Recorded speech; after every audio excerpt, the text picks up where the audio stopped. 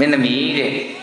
ngà mạnh mẽ đấy công đề lùm miếu mồ phú đấy ngà linh mà chuyên trên đấy công đề lùm miếu làm chết đấy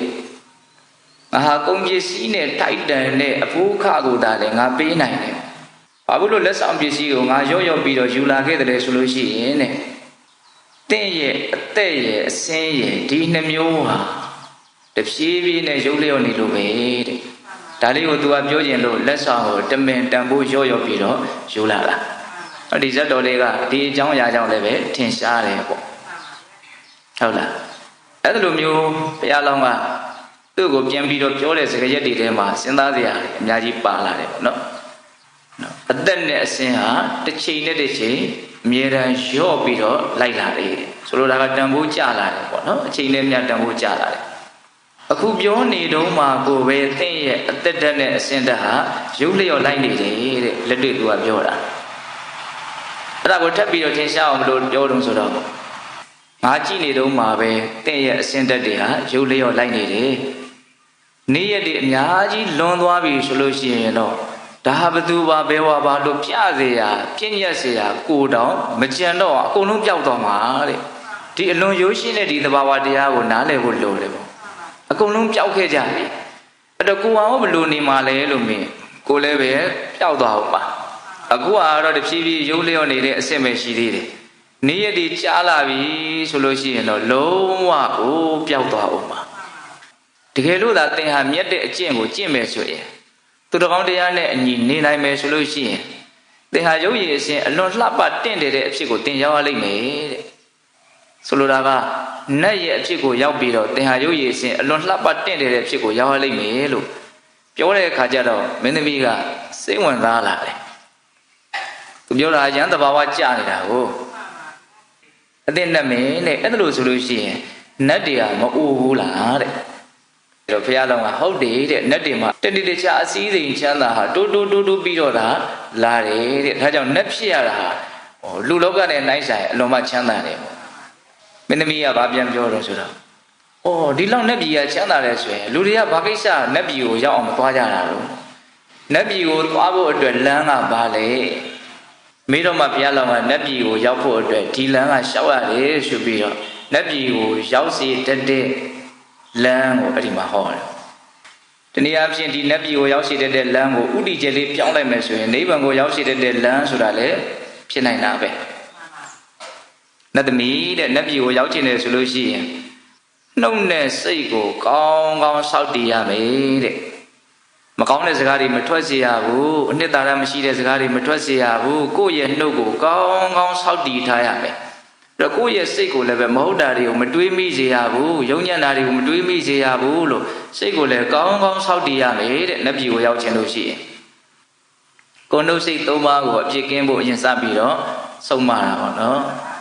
ဒါဟာနိဗ္ဗာန်ရောက်ကြောင်းတရားလို့ပြောမယ်ဆိုရင်လည်းပဲပြောလို့မရဘူးလားကြားရင်နော်နှုတ်နဲ့စိတ်ကိုကောင်းကောင်းစောင့်တည်ပြီးတော့ကိုယ်နဲ့လည်းယုံညံ့တာကိုမလုပ်ဖဲနဲ့နူးညံ့တဲ့စိတ်နဲ့ကံကံရဲ့အကျိုးကိုယုံကြည်တဲ့တတ္တတရားဥသိပြီးတော့ကိုယ်ပိုင်ဆိုင်ထားတဲ့အရာတွေကိုခွဲခြားဝေဖန်နိုင်ရမယ်တဲ့ဘယ်သူကိုဝေဖန်ရမှာဆိုလူသားချင်းချင်းပေါ့နော်မျှတနိုင်ရမယ်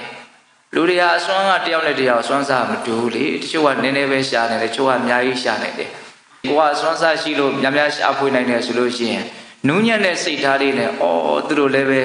ရပါစေဆိုပြီးတော့ကိုယ့်ရဲ့ပိုင်ဆိုင်မှုကိုခွဲခြားဝေဖန်တာအလွန်မြင်မာတဲ့စိတ်ဓာတ်ပေါ့နော်အဲ့ဒီတရားတရားဥသိပြီးတော့နူးညံ့တဲ့စိတ်နဲ့ဝေနိုင်ရမယ်မျှနိုင်ရမယ်တဲ့ဆုံးမတဲ့စကားတွေသူတော်ကောင်းတွေကကိုယ့်ကိုပြောတဲ့စကားတွေကိုနားလေတာဒါကြောင့်နတ်ပြည်ကိုရောက်ချင်လို့ရှိရင်သူတော်ကောင်းတွေပြောထားတဲ့စကားတွေကိုနားလည်မှုရှိရမယ်နော်ပြီးတော့ဗာဆက်ပြောတော့ဆိုတော့သင်္ခါတရား၄ပါးနဲ့လည်းပြည့်စုံရမယ်တဲ့ပေကံစွန့်ကြဲလူဒန်းချင်းဆိုတဲ့ဒါနရဲ့သူများရဲ့နာချမ်းသာချွတ်ချွတ်သားသားချစ်ဖွယ်စကားကိုပြောတာပြီးတော့သူတစ်ပါးရဲ့အကျိုးစီးပွားကိုဆောင်ရွက်ပေးတာသူများရဲ့လိုအပ်ချက်ကိုဖြည့်ဆည်းပေးတာကိုကျိုးကိုမမျှော်ကိုးဘဲနဲ့ပေါ့နော်ပြီးတော့ဘလို့အရှင်တန်းမှမခွဲခြားဘဲနဲ့အလုံးကိုဒန်းတူထားပြီးတော့ဆက်ဆံနိုင်တာဒါဟာလောကလူသားတွေရဲ့ပုံမှာအလွန်ကောင်းမွန်တဲ့ချီးမြှောက်မှုဒါကိုသင်္ခါတရားလို့ခေါ်တယ်တဲ့အဲ့ဒါနတ်ပြည်ကိုရောက်ချင်တယ်ဆိုလို့ရှိရင်အဲ့ဒီသင်္ခါတရား၄ပါးနဲ့လည်းပြည့်စုံရမယ်တဲ့ ပြီးတော့ဗာဆက်ပြောလို့ဆိုတော့အတော်ဟာဒီအချင်းချင်းဆက်ဆံနေကြတဲ့နေမှာဒီစကားနဲ့ဆက်ဆံတာကိုစကားကမနှူးညံ့ဘူးကြမ်းတမ်းနေနော်စကားအယမ်းမာတယ်ဆိုလို့ချင်းကိုယ်ကမာကြီးပြောတာကိုလုံးဝမကြိုက်နိုင်နော်ဒါကြောင့်ဒီစကားရဲ့အကျိုးသက်ရောက်မှုကလူတွေရဲ့ပုံမှာအများကြီးလွှမ်းမိုးမှုရှိတယ်နော်စကားကြောင့်ကောင်းခြင်းမကောင်းခြင်းတွေဟာအများကြီးဖြစ်နိုင်တာကိုစကားတန်ကိုကြားလို့ကိုယ်နဲ့စကားပြောရလို့အကုသိုလ်မဖြစ်စေရဘူးပေါ့နော်အဲ့လိုမျိုးပြောတဲ့အခါကျတော့စောစောကမင်းသမီးက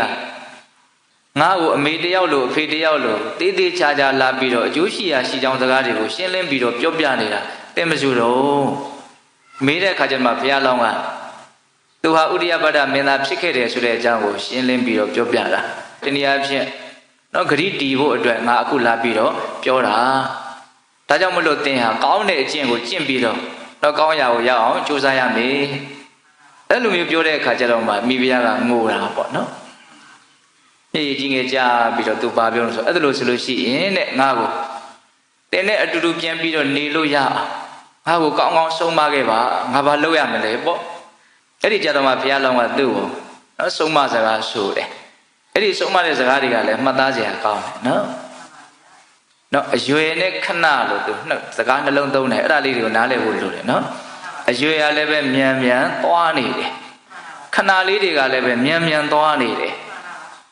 တခဏပြီးတခဏသွားနေတယ်ကုံလွန်ခဲ့တဲ့တခဏကိုပြန်ရခြင်းလို့မရဘူးပြန်တွေ့ခြင်းလို့မဖြစ်တော့ဘူးဒါကတော့လောကရဲ့သဘောလေးတွေလူတွေရဲ့သဘောလေးတွေကသုံးသပ်ပြီးတော့မြတ်သောကျင့်ကိုကျင့်ဖို့သူတိုက်တွန်းတာပေါ့လေနော်ဆွဲလန်းမှုမကင်းပဲနဲ့တနည်းအားဖြင့်မရောက်ရဲပဲနဲ့ဒါရဲ့ပုံမှာမမုန်းမှုတန်းလန်းနဲ့ပဲသူစွန့်သွားပါတဲ့တော့ဆိုလိုတာကအများကြီးရလို့လည်းပဲစိတ်ကတော်ပြီဆိုတာမျိုးမရှိဘူးဆိုတာကတခါတည်းသူကပြောသွားတာအဲ့ဒီအချက်လေးကိုစဉ်းစားမိသေးတယ်နော်ဒီကဘာမြေပြင်ကြီးတစ်ခုလုံးကိုဘယ်သူမှမဆက်ဆက်ပဲနဲ့သူတယောက်တည်းပိုင်တော်လည်းပဲနောက်ထပ်ပြီးတော့မရကျင်ဘူးဆိုတာမရှိဘူးအဲ့လိုကြီးရတာလို့ဘာမှမရကျင်တော့ဘူးပြည်သွားပြီကျင်းနေသွားပြီဆိုတာလည်းမရှိဘူးဒီလိုနဲ့ပဲတည်တဲ့အခါကျတော့လူချင်းရတန်းလန်းနဲ့ပဲတည်ရမှာပဲထားခဲ့ရမယ့်တူတော့ဘာမှမရကျင်တော့ဘူးဆိုတဲ့စိတ်နဲ့သွားကြတာမဟုတ်မဖြစ်လို့လားသွားရတာဒါရဲ့ပုံမှာဆွဲလက်မဲ့မမှုကမကင်းဘူးပေါ့ဒီသဘောကိုပြောတာနော်ဘာဒီကိုဘလောက်ပဲရကြဘာဒီဘလောက်ပဲရှိရကျင်တဲ့စိတ်ရှိကျင်တဲ့စိတ်ကတော့ပျောက်မသွားဘူးဒါကြောင့်မလို့အဲ့ဒီသဘောတဘာဝတွေကိုနားလည်ပြီးတော့သင်ဟာမမေ့မလျော့သူတော်ကောင်းတရားကိုရှင်းပါတဲ့နောက်ပြီးတော့သူဘာထပ်ပြောတော့အကိုရဲ့အဖေတွေမိတွေညီတွေကိုတွေမောင်တွေနှမတွေကိုနှီးဝန်းကျင်မှာရှိတဲ့ကိုနဲ့ပတ်သက်ဆက်ဆက်နေတဲ့လူတွေသူတို့ကဥစ္စာပစ္စည်းနဲ့ရောင်ရဲတယ်ဆိုတာမရှိဘူးတဲ့အချင်းချင်းလည်းပဲအတူတူနေရတာမနေကျင်တော့ဘူးဆိုတဲ့သဘောမျိုးနဲ့လည်းရောင်ရဲတယ်ဆိုတာလည်းမရှိဘူးတဲ့အဲ့ဒီပုံကိုယ်တွေကအချင်းချင်းရောင်ရဲမှုမရှိဘဲနဲ့ပဲစွန့်ရရမှာတဲ့အဲ့ဒါကြောင့်မလို့အဲ့ဒီသဘာဝတွေကိုတွေးတောပြီးတော့မြင့်တဲ့အကျင့်ကိုသာသင်မမေ့မလျော့ရှင်းပါတဲ့ဒီခန္ဓာကိုယ်ကြီးဆိုတာတဲ့တဘာသောတရားတို့ရဲ့အစားအစာဖြစ်တယ်လို့သိရမယ်တဲ့ခန္ဓာဆိုတာသူတစ်ပါးရဲ့အစားအစာတဲ့အဲ့တော့ဒကာသမားတို့ဦးဇင်းတို့တွေဟာဒီလိုဖြစ်မဲ့ခန္ဓာကိုယ်ကြီးမျိုးကိုပဲစိတ်ထဲကနားလည်မှုပြည့်ပြည့်ဝဝမရှိဘူးပေါ့နော်အလွန်မြတ်နိုးတယ်ပေါ့နော်အလွန်အကောင်းထင်တယ်ပေါ့ဟုတ်လားဒီသဘာဝလေးတွေကိုနားလည်ဖို့လိုတယ်တကယ်တမ်းကတန်တရားတစ်လျှောက်လုံးနဲ့ချီပြီးတော့ကြည့်မယ်ဆိုလို့ရှိရင်ဘဝတွေဟာပါလေအခိုက်အတန့်လေးတွေပေါ့နော်နောက်တဘဝအနေနဲ့ပြောမယ်ဆိုရင်ဒီနှစ်တွေလတွေရက်တွေဟာအခိုက်အတန့်လေးတွေဖြစ်တယ်လို့တန်တရားနဲ့ချီပြီးတော့ပြောမယ်ဆိုရင်ဘဝတွေဟာအခိုက်အတန့်လေးတွေအဲ့လိုလေးနားလည်စေချင်တယ်နော်ဘယ်ဘဝပဲရအကုန်လုံးကအခိုက်အတန့်မျှပဲဆိုတာလေးကိုအမြင်ရှင်းသိခြင်းတယ်ပေါ့သူကအဲ့ဒါကိုနားလည်ပြီးတော့လည်းပဲမမေ့မလျော့သူတော်ကောင်းတရားကိုမင်းကျင့်ပါဘုရားလောင်းကဆုံးမတဲ့အခါကျတော့မင်းသမီးကသူ့ရဲ့စိတ်ထဲမှာဒီလောကရဲ့အကြောင်းတနည်းအားဖြင့်သူခန္ဓာရဲ့အကြောင်းကိုသူအများကြီးရှင်းရှင်းလင်းလင်းသိသွားတယ်ပေါ့အချင်းတည်းတဲ့သင်ပြောတဲ့စကားတွေဟာအလွန်ကောင်းတဲ့စကားတွေပါတဲ့သူနားလည်သွားတယ်ပေါ့နော်ဘဝရဲ့အကြောင်းဘဝဟာမတည်မြဲတဲ့အပြင်ဆင်းရဲတာနေနဲ့လည်းရောနေသေးတယ်လို့သူကအဲ့လိုပြောချင်တာအရှင်းတန်းနေရတယ်ဆိုတာနေရတာလေးကမကြလည်းမကြဘူးတူတောင်းနေခဏလေးဒါတင်လားအဲ့ဒီခဏလေးအတွင်းမှာဘလို့ခဏလေးတုံးဆိုတော့အဆင်မပြေတာတွေဆင်းရဲတာတွေအဲ့ဒါတွေနဲ့လည်းရောနေသေးတယ်တဲ့မမြဲတဲ့အပြင်မကောင်းတာတွေနဲ့ကလည်းရောနေသေးတယ်လို့အဲ့ဒါနှစ်ချက်ပေါ့နော်မတည်မြဲတဲ့အပြင်ဆင်းရဲသေးတယ်ပေါ့ မတည်မြဲလို့အကောင်းလားဆိုတော့မဟုတ်ဘူးကောင်းလည်းမကောင်းဘူးဒါကြီးရောတည်မြဲလားဆိုတော့လည်းမတည်မြဲဘူးတဲ့ငါဟာတယောက်တီးဒီယဟန်ပြုတော့မယ်တဲ့ဟောသူတုံတနာတိုင်းပြည်ကြီးကိုပယ်စွန့်ပြီးတော့သူယဟန်ပြုပြီးတော့ပဲနေလိုက်တော့မယ်လို့ဘုရားလောင်းဆုံးမတဲ့အဆုံးအမနဲ့အညီသူနေတယ်ပေါ့ဟိုတောထဲကိုထွက်သွားတာတော့မဟုတ်ဘူးအဲ့ဒီမင်းသားတော်နဲ့မနေမွေစိတ်ညင်ရာဥယျင်ရှိတယ်အဲ့ဒီဥယျင်ထဲမှာရည်တည်ယဟန်ပြုပြီးတော့ပေါ့လေအဲ့ဒီထဲမှာပဲသူနေပြီးတော့ညတ်တော်အကျင့်ကိုကျင့်ပြီးတော့အကွယ်လုံးနေစာရောက်တဲ့အချိန်ကြတော့နောက်တရားမင်းရဲ့နတ်မိဖုရားဖြစ်ကိုသူရောက်သွားတယ်ဆိုပြီးတော့အဲ့ဒါဦးဇင်းတို့ဥရိယပတ္တဇတ်ကိုမြတ်စွာဘုရားဟောတာဒီဇတ်တော်ကိုဟောရခြင်းရဲ့အဓိကရည်ရွယ်ချက်ကနောက်လူထွက်လို့တဲ့ယဟန်တစ်ပါးကိုနှိမ့်ကြလို့ဇဲဇဲဖြစ်နေတယ်ပျက်စီးအံဇဲဇဲဖြစ်နေတဲ့ကိုယ့်ရဲ့ဘဝကိုအာကြမှုတွေနဲ့ပြန်ပြီးတော့တိဆောက်နိုင်ဖို့ပေါ့နော်အဲမြတ်စွာဘုရားရဲ့ရည်မှန်းချက်အောင်မြင်တယ်လို့ဆိုရမယ်ပေါ့အဲ့ဒီဒေသနာလဲဆုံးရောအဲ့ဒီယဟန်တော်လေးဟာသောတာပန်ဖြစ်တယ်တဲ့သစ္စာလေးပါးကိုသိမြင်သွားတယ်နော်ဘောဟာဒုက္ခပဲဆိုတာကိုသူနားလည်သွားတယ်ပေါ့